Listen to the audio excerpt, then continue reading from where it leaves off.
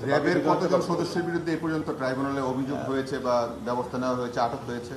সংখ্যা ওইভাবে আমরা এই মুহূর্তে বলতে পারছি না। তো আপনারা জানেন যে আজকে পর্যন্ত 96 জন হয়েছে, যে 96 জনের বিরুদ্ধে গ্রেপ্তারি পরোয়ানা জারি হয়েছে, যার অধিকাংশই হচ্ছেন পুলিশ বাহিনীর সদস্য।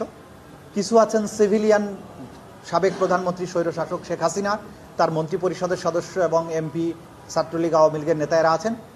আর কিছু আছেন যে বিশেষ করে মেজর জেনারেল জিয়াউল হাসান, যিনি একমাত্র সেনাবাহিনীর অফিসার যিনি গ্রেপ্তার আছেন।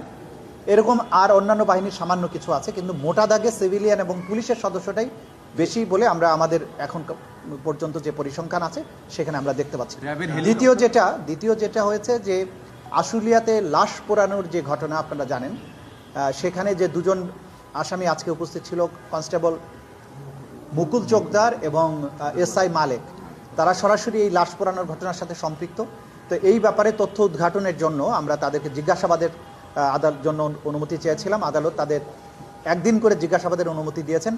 28শে জানুয়ারি মুকুলকে এবং 30শে জানুয়ারি মালেককে জিজ্ঞাসাবাদের জন্য আদালতের পক্ষ থেকে অনুমতি দেওয়া হয়েছে।